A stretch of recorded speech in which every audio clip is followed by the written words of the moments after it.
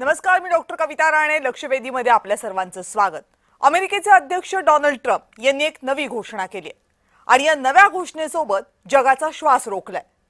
होर्मुझच्या सामुद्रधुनीमधून एकही जहाज बाहेर पडू देणार नाही असं अमेरिकेचं म्हणणं आहे. डोनाल्ड ट्रम्प यांचं म्हणणं आहे. जर इथून एकही जहाज बाहेर पडणार नसेल तर याचा फटका फक्त इराणला नाही, याचा फटका सगळ्या आखाती देशाला बसेल आणि इकडे बाहेर भारत, चीन यासह अवघ्या जगाला बसणार आहे. अमेरिकेनं या दृष्टीने तयारी सुरू केलेली आहे. कोणतेही लष्करी जहाज आखातात आलं तर आम्ही हल्ला करणारच असा इशारा यावर इराणच्या IRGCनं दिलाय. या सगळ्याला पार्श्वभूमी कसली आहे? याला पार्श्वभूमी आहे ती फसलेल्या इस्लामाबाद टॉक्सची. 2 आठवड्यांची शस्त्रसंधी झाली. मग रविवारी इराण आणि अमेरिकेचे महत्त्वाचे नेते पाकिस्तानमध्ये पोहोचले. दोघे एकमेकांशी समोरासमोर बोलतील, काहीतरी मार्ग काढतील अशी जगाची अपेक्षा. पण चर्चा फिसकटली आणि मग लगेचच डोनाल्ड ट्रम्प यांनी होर्मुझच्या कोंडीची घोषणा केली. या घोषणेनंतर अपेक्षेप्रमाणे शेअर बाजार कोसळले. शस्त्रसंधीनंतर तेलाचे भाव काहीसे खाली आले होते, पण आता होर्मुझच्या नव्या कोंडीमुळे ते पुन्हा चढण्याची शक्यता दिसतेय. इस्रायलने इराण आणि लेबनॉनवरचे हल्ले थांबवण्यामध्ये कोणताही रस दाखवलेला नाहीये. अमेरिकेला मात्र यातून बाहेर पडायचंय, पण बाहेर पडायचं तर नाक वर ठेवून. आणि इराणची सहन करण्याची क्षमता ही अमेरिकेच्या आकलनापेक्षा बरीच जास्त आहे. परिणामी तिढा सुटत नाहीये. शस्त्रसंधीसाठी अजूनही बराच कालावधी बाकी आहे, पण हा कालावधी पूर्ण होतो, या कालावधीत चर्चा होते की शस्त्रसंधी संपण्या अगोदरच युद्ध सुरू होतं, याकडे आता जगाचे लक्ष लागले. या सगळ्या संदर्भात बोलणार आहोत, पण त्या अगोदर पाहूयात हा रिपोर्ट.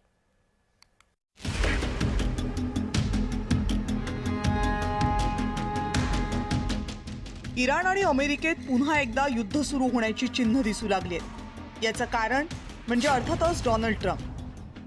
ट्रम्प यांनी आता होर्मुझच्या सामुद्रधुनीबाहेर नाकाबंदी सुरू केली आहे. आखातातून एकही जहाज बाहेर पडू नये यासाठी अमेरिकेनं ही नाकाबंदी जाहीर केली आहे. त्यामुळे इराण पुन्हा खवळलंय. मुळात 14 दिवसांची शस्त्रसंधी असताना दोन्ही देशांनी संयम बाळगणं गरजेचं आहे. इराणनं तो पाळला. इराणचं शिष्टमंडळ चर्चेसाठी पाकिस्तानलाही गेलं. मग अणु कार्यक्रम बंद करण्यावरून मतभेद झाले आणि चर्चा फिसकटली. हे अपेक्षितच होतं, पण तरीही शस्त्रसंधीच्या अटीशर्थी पाळणं अमेरिकेकडूनही अपेक्षित आहे. पण नियम, अटीशर्थी, परंपरा, पायंडे हे सगळं पाळतील तर ते ट्रम्प कसे? आता इराणशी कोणतीही चर्चा करायची नाही, पराभूतांशी काय चर्चा करायची असं बोलून ट्रम्प मोकळे झालेत. एवढ्यावरच न थांबता इराणची तेलकोंडी सुद्धा ट्रम्प यांनी जाहीर केली. पण यामुळे सर्वच देशांची चिंता वाढली आहे. कारण इतके दिवस होर्मुझच्या सामुद्रधुनीमधून निवडक जहाजं येत होती. आता तेही शक्य नाही. जर असं सुरू राहिलं तर तेलाचे दर पुन्हा वाढतील. तेल दराच्या झळा जनतेला बसू नयेत याचा पुरेपूर प्रयत्न सरकार करेल, पण त्यालाही मर्यादा असतील. कारण तेल जर $150 किंवा $200 प्रति बॅरलवर गेलं तर कधी ना कधी तो बोजा सामान्यांवर पडणारच. आणि म्हणूनच अत्यंत बेभरवशी आणि लहरी ट्रम्प यांना सुबुद्धी यावी आणि हे युद्ध एकदाचं थांबावं एवढीच अपेक्षा. ब्युरो रिपोर्ट, जय महाराष्ट्र. आणि या सगळ्या संदर्भात बोलण्यासाठी आता माझ्यासोबत आहेत आंतरराष्ट्रीय विषयांचे अभ्यासक केदार नाईक. केदार सर, नमस्कार.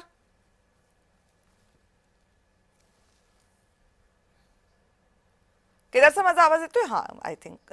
निवृत्त लष्करी अधिकारी लेफ्टनंट कर्नल सतीश ढगे आपल्यासोबत आहेत. सतीश सर, नमस्कार. नमस्कार. बरं, आणि काही वेळातच आंतरराष्ट्रीय विषयांचे अभ्यासक चंद्रशेखर नेने सुद्धा आपल्यासोबत जोडले जातील.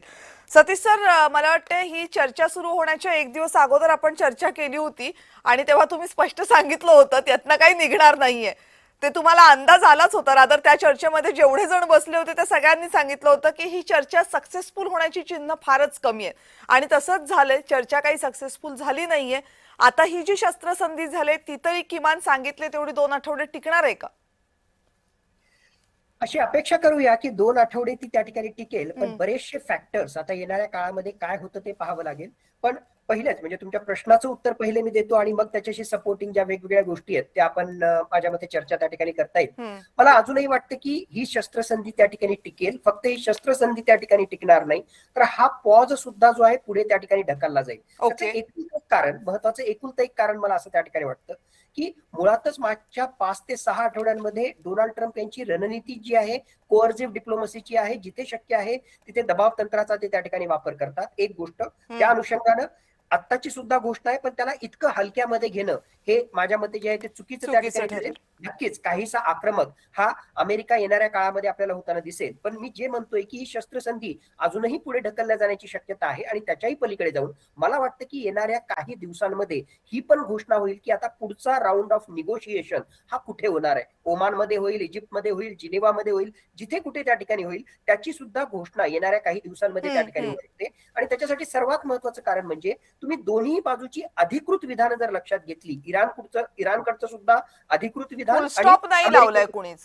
फुल स्टॉप नाही लावलेला आहे, पण त्यांनी सांगितलं की या चर्चांच्या माध्यमातून खूप साऱ्या मुद्द्यांवर सहमती झाली, काही मुद्द्यांवर आमची असहमती त्या ठिकाणी आहे. इराणनं म्हटलेलं आहे की वॉर अँड डिप्लोमसी, युद्ध किंवा एक प्रकारची आमची rather than war, military and diplomacy म्हणजे लष्करी कारवाई त्याचबरोबर मुत्सद्देगिरी या दोन्ही गोष्टी ज्या आहेत त्या हँड इन हँड त्या ठिकाणी जातील. आणि जेडी व्हान्सनं सुद्धा म्हटलेलं आहे की ऑलरेडी आम्ही प्रपोजल त्यांच्या समोर ठेवलेलं आहे आणि त्यांना सुबुद्धी येईल, ते विचार करतील आणि आमच्या प्रपोजल त्या ठिकाणी ऍक्सेप्ट करतील. म्हणजेच थोडक्यात दोघांच्याही साईडनं जे आहेत एक प्रकारे चर्चेची द्वारं कवाडं ही अजूनही खुली आहेत. आणि एकूणच यातून बाहेर निघायचं असेल तर माझ्या मते आम्हीच कसं जिंकलो हे सांगणं आणि त्याहून महत्वाचं आपल्या पारड्यामध्ये जास्तीत जास्त गोष्टी त्या ठिकाणी पाडून घेणं यासाठीचा जो आहे हा सगळा दोन्ही बाजूने त्या ठिकाणी प्रयत्न सुरू असेल. म्हणून मला वाटतं की मूळ तुमचा जो प्रश्न त्या ठिकाणी होतो, ही शस्त्रसंधी टिकेल का, आशावाद आहे की ही शस्त्रसंधी टिकेल आणि येणाऱ्या काळामध्ये आणखीन फ्युचर राऊंड ऑफ निगोशिएशन्स होतील. पण त्याच्या आधी मात्र नक्कीच जे आहे एक प्रकारची पुन्हा स्फोटक परिस्थिती निर्माण झालेली आहे. मला वाटतं येणाऱ्या काही दिवसांमध्ये अमेरिका हा नक्कीच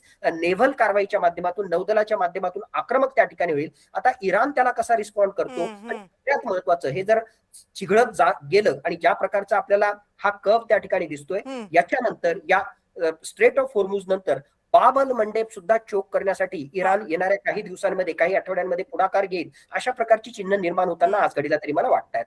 म्हणजे परिस्थिती पूर्णतः हाताबाहेर गेलेली नाही असंही चित्र आहे आणि काहीशा आशा सुद्धा आपल्याकडे शिल्लक आहे.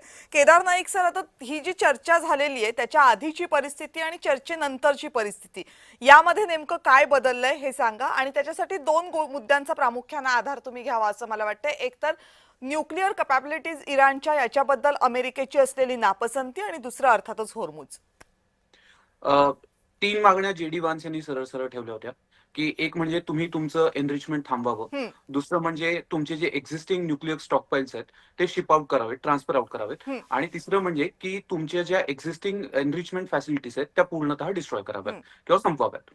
तर या तिन्ही गोष्टींमध्ये इराणला चुकूनही स्वारस्य नाही. इराणला एक कळतंय की आपल्या रिजिमची जे काही सस्टेनेबिलिटी आहे ती त्यांच्याकडे असणाऱ्या न्यूक्लिअर वेपन्सनी आहे आणि त्यांनी त्यामुळे ते बराक ओबामा यांनाही joint comprehensive plan of action मध्ये कमिट केलं नव्हतं, तर ते जेडी व्हान्स यांनाही ते चुकूनही त्याच्यामध्ये कमिट करणार नाहीत. आणि आता आपल्याला असं दिसतंय की या टॉक्समध्ये 4H व्हिटो म्हणून एमर्ज होत आहेत. तर जेडी व्हान्स यांचं असं म्हणणं होतं की 4H म्हणजे एक हेजबुल्ला, दुसरे म्हणजे हौती, तिसरे म्हणजे हमास यांना सपोर्ट करणं इराणने थांबवावं की म्हणजे तुमचे प्रॉक्सी ऍक्टर्स असतील, आणि त्याचसोबत चौथं म्हणजे हॉर्मुझ. तर की तुम्ही हॉर्मुझ लवकरात लवकर डिक्लॉक केलं पाहिजे, ओपन अप केलं पाहिजे. पण इराणला कळतंय की जर त्यांनी हॉर्मुझ आत्ताच ओपन अप केलं तर इराणकडे अमेरिकेच्या विरुद्ध खेळण्यासाठी एखादाही पत्ता उरणार नाही. येस. तर त्यामुळे मला असं वाटतंय की ह्या मुद्द्यांमध्ये म्हणजे न्यूक्लिअर ऍसेट्सच्या बाबतीत तर दोघांची मतभिन्नता आहे आणि कदाचित असं होईल की येत्या काही काळामध्ये की या टॉक्स मधनं न्यूक्लिअर टॉक्स वेगळे ठेवले जातील आणि एक स्ट्रक्चर्ड न्यूक्लिअर टॉकच होईल की ज्यामध्ये अमेरिकन आणि इराणियन रिप्रेझेंटेटिव्ह कदाचित बाकीचेही की प्लेयर्स घेऊन तर ते फक्त न्यूक्लिअर इश्यूजच्या बाबतीत बोलतील आणि हे आत्ताच्या वॉरच्या बाबतीतच्या आणि सीज फायरच्या बाबतीत काही स्पेसिफिक टॉक्स होतील अशी एक त्याच्यामधनं शक्यता आपल्याला नाकारता येत नाही. पण त्याचसोबत इराण, हेजबुल्ला, हौती आणि हमास यांना सपोर्ट करणं बंद करणार नाही, कारण की ते त्यांना लेजिटिमसी देतात. त्यामुळे यातही काहीतरी स्वीट टॉक करून की बाबा ठीक आहे, म्हणजे इराणला म्हणजे दोघांनाही या टॉक्स चालू राहण्याची एक महत्वाची कारण आहे की दोन्ही साईडला क्लेम करता येते की आम्ही दोघंही जिंकलो. म्हणजे तर त्यामुळे हे टॉक्स चालू आहेत. तर कदाचित हेजबुल्ला, हौती आणि हमास या बाबतीत दोघांनाही व्हिक्टरीची स्टेटमेंट्स देणारी पण काहीतरी डिप्लोमॅटिक हे पुढे जाणारी असं जर काही डील झालं तर यातनं ते बाहेर पडू शकतात. आणि म्हणून जो होर्मुझचा तिढा आहे तर it is more about timing rather than unblocking. आणि मग ट्रम्प यांनी ज्या 2 धमक्या दिल्या आहेत त्याच्या मागे आपल्याला 2 लॉजिक बघावे लागतील. ट्रम्प यांना खूप विश्वास आहे की ज्या दिवशी त्यांनी हे ट्विट केलं की त्यांची पोस्ट केली की tonight a civilisation is going to end, आणि त्यामुळे इराण कोर्स झालं टॉकसाठी. इराणलाही म्हणजे आता जे बोलणारे लोक आहेत ते त्या मानाने लिबरल आहेत, त्या मानाने रिफॉर्मिस्ट आहेत, पण त्यांना IRGC ला म्हणजे ज्या इराणच्या इस्लामिक रेजिमचे जे हार्डलाईनर्स आहेत त्यांनाही ते पटवावं लागलं. तर त्यामुळे ट्रम्प यांना असं कळतंय की अजून काही धमक्या देऊन म्हणजे जसं की ब्लॉकेड करून आम्ही याच्यामध्ये तर इराणला या टॉक्सला कंटिन्यू करण्यासाठी फोर्स करता येईल, कोर्स करता येईल. आणि दुसरं एक लॉजिक असं आहे की इराण मिलिटरी टर्मिनॉलॉजीमध्ये असिमेट्रिकल बॅलन्सिंग करतंय, म्हणजे it has no power, no weapons आणि no commensurate economic power vis-a-vis Israel and America. पण होर्मुजच्या जॉग्रफी आणि ओव्हरऑल ड्रोन फायरिंगनी त्या असिमेट्रिकल बॅलन्सिंगनी इराणला एक अनड्यू ऍडव्हान्टेज मिळत आहे. तर ट्रम्प यांनी घोषणा काय केली की we are not going to relieve the blockade of Hormuz, but we are going to add another layer to that blockade of Hormuz. म्हणजे इराणच्या असिमेट्रिकल बॅलन्सिंगला युनायटेड स्टेट्स पण असिमेट्रिकली बॅलन्स करायचं बघतंय. So this is quite a new military doctrine की ज्याच्यामध्ये एक super power asymmetrical बॅलन्सिंगला resort करते. तर we have hardly seen this. तर हे खूप इंटरेस्टिंग असेल. ओके, या मुद्द्यावर आपण परत येऊयात कारण हा जरा नवीन मुद्दा आणि त्याच्यावर चर्चा करण्याची गरज आहे. पण त्या अगोदर इस्रायलचा मुद्दा याच्यामधनं चंद्रशेखर सर बाजूला राहिलेला आहे कारण इस्रायल मुळातच पाकिस्तानमध्ये या चर्चा व्हाव्यात यासाठी काही फार आग्रही नव्हतं. रादर त्यांनी त्यांची नाराजी याच्याबद्दलची बोलूनही दाखवली. दुसरीकडे हे टॉक्स होत आहेत असं कळल्यानंतर काही तास अगोदर त्यांनी लेबनॉनवर प्रचंड हल्ले केले. म्हणजे आतापर्यंत जे हल्ले केले त्याच्याही पेक्षा हे हल्ले भयंकर होते, मोठं नुकसान झालं, जीवितहानी मोठी झाली. इस्रायलचं काय म्हणणं आहे? त्यांना हे थांबवायचं आहे की त्यांना आणखीन अमेरिकेला याच्यामध्ये ढकलायचंच आहे? इस्रायलचे 2 ऑप्शन्स आहेत, 2 त्यांचे ऑब्जेक्टिव्ह आहेत. एक म्हणजे त्यांना हिजबुल्लाचा पूर्ण नायनाट करायचा आहे, कारण हिजबुल्ला हे त्यांच्या डोक्यावरतीच लिटरली बसलेले आहेत आणि ते कायम इस्रायलवरती हल्ले करत असतात. त्यामुळे हिजबुल्लांची हल्ले करण्याची कपॅसिटी संपवणं हे इस्रायल पुरतं पहिलं आव्हान आहे. आणि ज्याप्रमाणे न्यूक्लिअर टॉक गोष्टी येतात त्या बोलायला फार छान असतात. प्रत्यक्षात मला नाही वाटत की इराणकडे आता अणुबॉम्ब बनवण्याची क्षमता उरलेली आहे. ते 440 किलो युरेनियम एनरिच आहेच त्यांच्याकडे, ते मिळवायच्या मागे ट्रम्प आहेच. परंतु इस्रायलचा प्रश्न असा आहे की त्या ट्रम्पची ती न्यूक्लिअर कपॅसिटी फारशी त्यांना आता काळजी करण्यासारखी नाहीये. त्यांना एकदा हिजबुल्ला संपवला की मग ते ट्रम्पकडे इराणकडे लक्ष द्यायला मोकळे होतील. आणि त्या दृष्टीने आता तुम्ही जे अगदी करेक्ट सांगितलं की इस्रायलनी यांच्यावरती हिजबुल्लावरचे अटॅक प्रचंड इंटेन्सिटीने वाढवलेत. त्याचं कारण तेच आहे की ही जी विंडो त्यांना मिळालेली होती त्याचा वापर करून त्यांना हिजबुल्लाचं पूर्ण पेकाट मोडायचं होतं आणि ते त्यांनी बऱ्यापैकी अचीव्ह केलेलं आहे. आता प्रश्न उरतो की पुढे काय करायचं. तर इस्रायल अमेरिकेच्या बरोबरीने आहे. त्यांनी सांगितलंय आम्ही आता इराणवरती हल्ले करायला सुरुवात करतो, नाहीतरी युद्धबंदी फेलच गेलेली आहे. परंतु ट्रम्पनी आता जी नवीन स्ट्रॅटेजी केलेली आहे की होर्मुजला कम्प्लीटपणे ब्लॉकेड करायचं. म्हणजे पूर्वीच्या काळी वेढ्याची रणनीती असायची, किल्ल्याला वेढा घालून बसायचं आणि शत्रू आपोआप शरण येतो, तसा काहीसा प्रकार सध्या चालू आहे.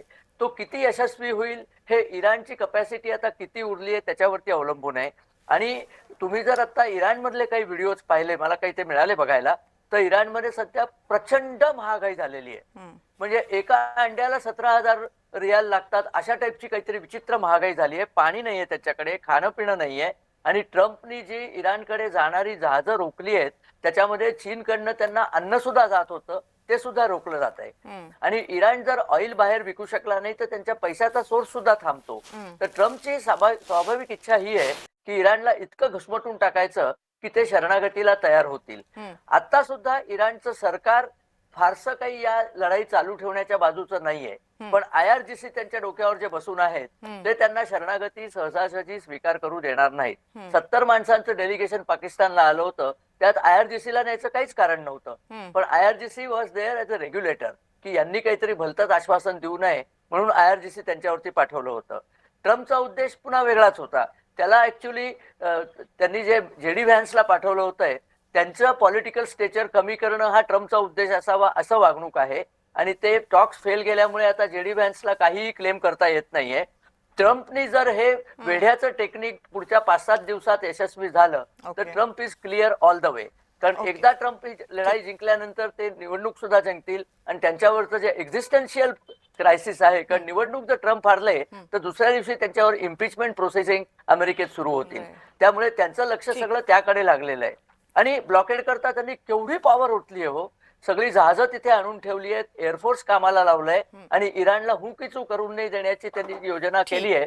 त्यांनी जे ते GB-72 बॉम्ब टाकलेत, त्यांनी इराणचे जे अँटीशिप मिसाईल लॉन्चर्स होते ते सील झालेत, अशा बातम्या आहेत. म्हणजे ओके. आणि खाली त्यांनी माइन स्वीपिंगला सुद्धा जहाजं त्यांचं पाठवली म्हणणं आहे होती. की आम्ही माइन स्वीपिंगला सुरुवात केलेली आहे म्हणून, पण ते प्रत्यक्षात झालं की नाही, कारण इराणकडून या बाबतीमध्ये कोणताही दुजोरा देण्यात आलेला नाहीये आणि असंही म्हटलं जाते की इराणकडे माइन स्वीपिंग नाहीये म्हणून, आणि ते कदाचित फक्त अमेरिका, बट ऑफकोर्स हे दोन्ही देशांकडनं केले जाणारे दावे आहेत, त्याच्याबाबतचे अधिकृत आता काही नाहीये. ढगे सर, दोन गोष्टी आल्या केदार सरांच्या आणि चंद्रशेखर सरांच्या बोलण्यातून. केदार सरांचं असं म्हणणं आहे की जी फोर्सफुल विधानं येत आहेत ट्रम्प यांच्याकडनं किंवा धमकी देणारी, त्याच्यामुळं एक दबाव तयार होईल इराणवर आणि ते मागे जायला त्यांना भाग पडेल. तर चंद्रशेखर सरांचं म्हणणं आहे की इराणमधली अंतर्गत जी परिस्थिती आहे तिथे प्रचंड महागाई आहे, आता वस्तू मिळत नाहीयेत, अन्नधान्याची टंचाई निर्माण झालेली आहे. ही परिस्थिती असली तरीही इराण खरंच या परिस्थितींमुळे माघार घ्यायला तयार होईल का? कारण गेल्या 40 दिवसांमध्ये इराणनं जी स्ट्रेंथ दाखवलेली आहे, जी सक्षमता दाखवलेली आहे, ती पाहता सहजासहजी या मुद्द्यांवर इराण मागे सरकेल का किंवा ते सहजासहजी टॉक्सला तयार होईल का? नक्कीच डॉक्टर कविता, डॉक्टर चंद्रशेखर सरांनी एक अत्यंत महत्वाचा मुद्दा जो रेज केला आणि इनफॅक्ट मागच्या काही आठवड्यांपासून आपण चर्चा करतोय. माझ्या मते सुरुवातीच्या 10-12 दिवसानंतरच खरं म्हटलं तर या युद्धाला स्वल्पविराम आणि नंतर पूर्णविराम लागण्यासाठी पोषक परिस्थिती निर्माण झाली होती. पण त्याच्यानंतर सुद्धा जर हे युद्ध एवढं लांबलं असेल, वेगवेगळी कारण आहेत, पण त्यामधलं एक सगळ्यात महत्वाचं कारण म्हणजे इराणमध्ये IRGCचं असणारं वर्चस्व, निर्णय प्रक्रियेमध्ये अल्टिमेट त्या ठिकाणचा डिसिजन मेकर कोणी जर असेल तर तो IRGC, आणि तिथेच हा सगळा खेळ त्या ठिकाणी पलटला. आणि माझ्या मते त्याच्यामुळेच अमेरिकेनं वेगवेगळ्या प्रकारचे खेळ खेळल्यानंतर सुद्धा आज घडीला अजूनही या युद्धाची कोंडी त्या ठिकाणी ओपन झाली नाही. आज सुद्धा जो आहे IRGCचाच वरचष्मा आहे. वरकरणी जरी आपल्या समोर त्या ठिकाणी येत नसलं तरी मला वाटतं की इव्हन इराणच्या निर्णय प्रक्रियेमध्ये, राजकीय नेतृत्वामध्ये प्रचंड प्रमाणामध्ये दुही आहे, एक प्रकारे जे आहे त्यांच्यामध्ये डिव्हिजन आहे. आणि IRGC आज घडीला या सगळ्या परिस्थितीमध्ये एक प्रकारे त्यांचा वरचष्मा ठेवतोय, त्यांचं वर्चस्व आहे म्हणून अशा प्रकारचा हार्डलाईन स्टान्स घेतोय. पण दुसऱ्या बाजूला जर पाहिलं तर यस, इराणनं एवढी जबरदस्त लढत दिली, चिवटपणे झुंज दिली, सगळं त्या ठिकाणी खरं आहे. असिमेट्रिक वॉरफेअर, काय टेक्नॉलॉजी, ते सगळं खरं आहे. पण सगळ्यात महत्वाचा भाग, इराणचं प्रचंड नुकसान झालेलं आहे. इराण हा खरोखरच कित्येक वर्ष जो आहे मागं त्या ठिकाणी लोटला गेलेला आहे. त्यांच्या राजकीय नेतृत्वाची फळी त्या ठिकाणी कापून काढण्यामध्ये अमेरिकेला यश मिळालेलं आहे. लष्करी पॉईंट ऑफ व्ह्यू सुद्धा जर आपण पाहिलं तर इराणचं प्रचंड नुकसान झालेलं आहे. म्हणून कोणी जर म्हणत असेल, म्हणजे माझं स्वतःचं मत त्या ठिकाणी आहे, कोणी जर म्हणत असेल की इराण या ठिकाणी जिंकला, मी त्या मताशी सहमत नाही. हा, आता तुम्ही कुठल्या चष्म्यातून पाहता त्या अनुषंगानं आपल्याला त्याला इंटरप्रिट करता येईल, पण इराणचं नुकसान प्रचंड या ठिकाणी झालेलं आहे. म्हणूनच वेळोवेळी मी जे म्हणतोय की या युद्धातून जर बाहेर पडायचं असेल तर इराण सुद्धा डेस्परेट आहे या युद्धामधून बाहेर पडण्यासाठी. पण त्याला नॅरेटिव्ह तसं बिल्ड करता येणार नाही आम्ही युद्धातून बाहेर निघतोय म्हणून त्याला तर दाखवावं लागणार आहे की आम्ही जे आहे आमच्याच अटी शर्तींवर बाहेर पडलो, पण या सगळ्या निगोशिएशनच्या माध्यमातून किंवा या नॅरेटिव्ह बिल्डअपच्या माध्यमातून अशा प्रकारची परिस्थिती निर्माण करायची की जास्तीत जास्त गोष्टी या आपल्या पारड्यात कशा त्या ठिकाणी आपल्याला ओढून घेता येतील. माझ्या मते इराणच्या पॉईंट ऑफ व्ह्यूनं दोनच सगळ्यात महत्वाच्या गोष्टी त्या ठिकाणी आहेत. एक म्हणजे जो पहिल्यापासून म्हणतोय सिक्युरिटी गॅरंटीज. पुन्हा म्हणजे मागचा इतिहास पाहता हा अमेरिका, हा इस्रायल पुन्हा काही महिन्यानंतर जे आहे इराणवर जबरदस्त हल्ले करणार नाही याची गॅरंटी काय, काहीतरी तशा प्रकारची गॅरंटी. तर म्हटलं तर गॅरंटी कुठल्याच गोष्टीची नसते आंतरराष्ट्रीय स्तरावर, पण ऍटलिस्ट तशा प्रकारची गॅरंटी, हा एक मुद्दा. आणि त्याहून दुसरा महत्वाचा मुद्दा आर्थिक निर्बंध. मागच्या कित्येक दशकांपासून इराणवर जे आर्थिक निर्बंध पडलेले आहेत त्याच्यामुळे इराणचं प्रचंड नुकसान झालेलं आहे. हीच त्यांच्यासाठी जी आहे उत्तम संधी आहे. प्रचंड नुकसान झालेलं आहे, आता याच्यापेक्षा वाईट काय होणार, अशा प्रकारचा ते विचार करतील. आणि मग आपदा में अवसरच्या पॉईंट ऑफ व्ह्यूनं आर्थिक निर्बंध जे आपल्या विरुद्धचे जे आहेत ते रिलॅक्स करता येतील का, ऑलरेडी जे फ्रोझन ऍसेट्स आहेत त्यामधून आपल्याला काही मिळेल का, याचा सुद्धा जो आहे इराणचा प्रयत्न असेल. आणि मग त्यासाठी एक वेपन म्हणून कधी हॉर्मोजला वापरणं किंवा जसं केदार सरांनी राईटली पॉईंट आउट त्या ठिकाणी केलं 4H, मग कधी होर्मुजचा वापर त्या ठिकाणी असो किंवा मग या वेगवेगळ्या प्रकारच्या ज्या त्यांचा वापर करून घेणं असो किंवा भविष्यामध्ये बाबल मंडेबला सुद्धा जो आहे चोक करण्याचा त्या ठिकाणी प्रयत्न असो,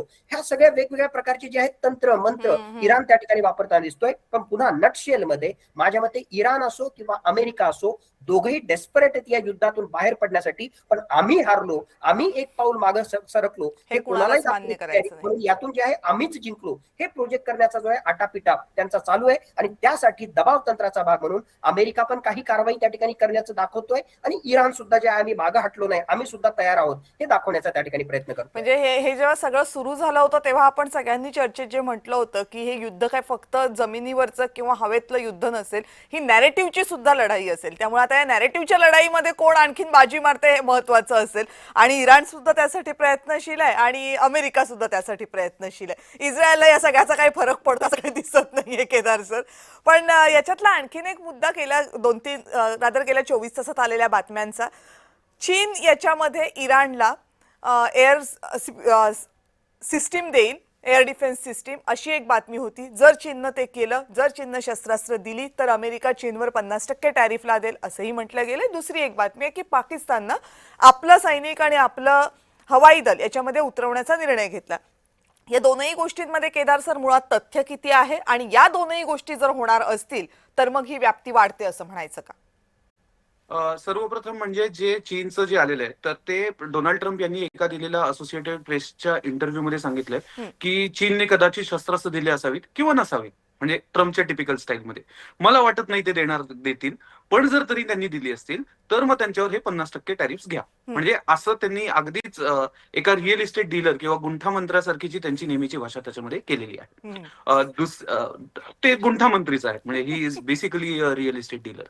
आणि दुसरी गोष्ट जी पाकिस्तानच्या बाबतीत, तर Saudi Arabia is actively hurt by Pakistan. कारण की त्यांचं जे 70s पासूनचे जे डॉक्ट्रिन आहे की सौदी अरेबियावर अटॅक, सौदी अरेबियाला बेसिकली आर्मी नाहीये, त्यांची आर्मी जी कोणी आहे ती इजिप्शियन कमांडोज आहेत आणि which are trend bye Pakistani officials. हे असं, कारण ते स्वतःच्या लोकांना ट्रेन करत नाही, कारण की त्यांना भीती वाटते की ते त्यांच्या विरुद्ध उठाव करतील राजांच्या विरोधात. त्यामुळे ते सौदी अरेबियाला स्ट्रक्चरली पाकिस्तानवर डिपेंडेंट राहावं लागतं. आणि मग त्यांनी मागच्या वर्षी हे ग्रे मध्ये राहू नये, हे प्रिंट मध्ये यावं म्हणून स्ट्रॅटेजिक म्युच्युअल डिफेन्स अग्रीमेंट केलेलं आहे की ज्याच्यामध्ये the attack on one will be treated as attack on अनादर, आणि म्हणून तुम्ही मदतीला यायला पाहिजे. म्हणून डे 1 पासून सौदी अरेबियाची अशी इच्छा होती की पाकिस्तानने त्यांचे एअर डिफेन्स सिस्टम्स द्यावेत. पण याच्यामध्ये बघितल्यास की पाकिस्तान हे करू शकत नाही, कारण की एकतर खूप भडकलं किंवा खूप काही झालं तर इराणला कंटेन करण्यासाठी किंवा त्यांच्यावर जर काही अटॅक झाले तर पाकिस्तान ते स्पेअर करू शकत नाही. दुसरी एक गोष्ट आपल्याला एक जाणून घ्यावी लागेल की ज्या गोष्टीमुळे भारत आणि इराणमध्ये खूप चांगले संबंध होते ते म्हणजे तालिबानला असणारा विरोध. पण आज भारत तालिबानचा मित्र झालेला आहे आणि पाकिस्तान तालिबानचा विरोधक झालेला आहे. त्यामुळे पाकिस्तानच्या एका स्ट्रॅटेजिक डेप्थसाठीही त्यांना इराणचं महत्व आहे, कारण की इराण कन्सिडर्स तालिबान एज सुन्नी फंडामेंटलिस्ट. त्यामुळे इथे आपल्याला एक कॉन्व्हर्जन्स ऑफ इंटरेस्ट दिसतोय. आणि त्यासोबत जर पाकिस्तानच्या साईडने सांगायचं म्हटलं तर पाकिस्तान काय म्हणणार की जर मग तो पॅक्ट आधी झाला होता, पण ज्यावेळेस ऑपरेशन सिंदूर झालं त्यावेळेस मात्र सौदी अरेबियाने न्यूट्रलच भूमिका घेतली आणि कुठलीही पाकिस्तानच्या समर्थनात कणखर भूमिका घेतली नाही, तर मग पाकिस्तानने असं का करावं? तर याला हे 2 लिमिटेशन्स दिसतात. एक फक्त मला क्लॅरिफिकेशन ऍड करायचं, जे नेने सरांनी सांगितलं होतं की हिजबुलला संपवायचं. असंच 1980 मध्ये PLO संपवायला त्याच्यामध्ये लेबनॉनमध्ये इस्रायली सेना घुसल्या होत्या. PLO तिथनं पळून गेले, पण त्यातनं हिजबुल्ला तयार झालं. तसंच ते फतह संपायला गेले, हरकत तयारी फलस्तीन, पण ती जी गॅप तयार केली तर ती हमासनी भरून काढली. तर बेसिकली इस्रायल आज त्यांच्या प्रत्येक पॉलिटिकल सोल्युशनला, प्रत्येक पॉलिटिकल प्रॉब्लेमला मिलिटरी सोल्युशन बघतंय. पण unless and until they solve the Palestine issue आणि which is acceptable by all the parties, या गोष्टीला म्हणजे आज ते हिजबुलला संपवतील, पण उद्या वेगळ्या नावाने, वेगळ्या काही स्ट्रॅटेजीने आणि वेगळ्या फायनान्सर्सने एक नवीन कुठली तरी संघटना येईल. ठीक आहे, शेवटचा 1 मिनिट राहिला चंद्रशेखर सर. यातला महत्वाचा मुद्दा, भारतासाठी अडचण वाढली आहे का होर्मुझची परिस्थिती पाहता? हो, नक्कीच वाढली आहे. कारण होर्मुझ मधनं आपला 60% सप्लाय येतो गॅस आणि तेलाचा, आणि होर्मुझ ब्लॉकेड केल्यावर ट्रम्प भारताची जहाजं सोडतील याची काही गॅरंटी नाही. ट्रम्पची कसलीच गॅरंटी देता येत नाही. त्यामुळे आपली जहाजं तिथनं जर आली नाही तर आपल्याला जे लांबून आणायचे रशिया आणि इतर ठिकाणून, अंगोला वगैरे, त्याला वेळ लागणार आहे. त्यामुळे नक्कीच भारताचं जे मिनिस्ट्री ऑफ एक्सटर्नल अफेअर्स आहे, परराष्ट्र मंत्रालय, ते सध्या अमेरिका आणि इतर राष्ट्रांची अत्यंत कंटिन्युअस कन्सल्टेशन करत आहे की आमची जहाजं तिथनं सोडा. दोन्ही, येणारी जहाजं आणि जाणारी जहाजं सुद्धा. कारण हे काय एकदा जहाजं सोडून काम होत नाही, आपली भूक फार मोठी आहे. त्यामुळे भारत नक्कीच सध्या अतिशय जोरामध्ये यावरती काम करत असणार. आणि त्याचबरोबर रशियाने आपल्याला ऑप्शन दिलेलं आहे की आम्ही तुम्हाला कायम पुरवठा करू क्रूड आणि गॅसचा, तर त्याच्याकरता आपण वेगाने कामाला लागलेलो आहोतच. पण आपल्याला मध्ये थोडासा ब्रीदिंग टाइम पाहिजे. तो मिळाला तर आपण त्यातनं तरुण जाऊ. नाही तर जरा परिस्थिती कठीण आहे. नाही खरंच, नक्कीच कारण कठीण ते आहे. 2 आठवडे जेव्हा मिळालं होतं तेव्हा असं वाटत होतं की या 2 आठवड्यांमध्ये बऱ्यापैकी परिस्थिती नियंत्रणात आणता येईल, पुढची काहीतरी सोय करता येईल असं, पण ते काही होताना दिसत नाहीये. त्यातला आठवडाच नाही. पूर्ण व्हायच्या अगोदरच परिस्थिती हाताबाहेर चाललेली आहे आणि ही बरोबर आहे. कधी निवळेल याची शक्यता नाही. अमेरिकेला काही फार फरक पडणार नाहीये, 2चे 4 आठवडे झाले तरी, पण भारतासारख्या देशाला तुम्ही म्हटलं भूक खूप मोठी आहे आणि ती लगेच इकडून तिकडून भागवता येण्यासारखी नाहीये. त्यामुळे त्याच्यासाठी Correct. तयार राहावं लागणार आहे आपल्या सगळ्यांना. हो. लेट्स होप की हे सगळं लवकर संपूया. प्रत्येक चर्चेच्या शेवटी मी एवढीच अपेक्षा करते की हे सगळं लवकर संपू देत आणि या अनिश्चिततेच्या सगळ्या दरीतनं जगाला लवकर बाहेरचा मार्ग दिसू देत. आपण सगळेजण याच्यात सहभागी झालात. आज पुन्हा एकदा इन्साइटफुल चर्चा झाली. सगळ्यांचे मनापासून आभार. लक्षवेधीमध्ये वेळ झाली इथेच थांबण्याची. पाहत रहा जय महाराष्ट्र.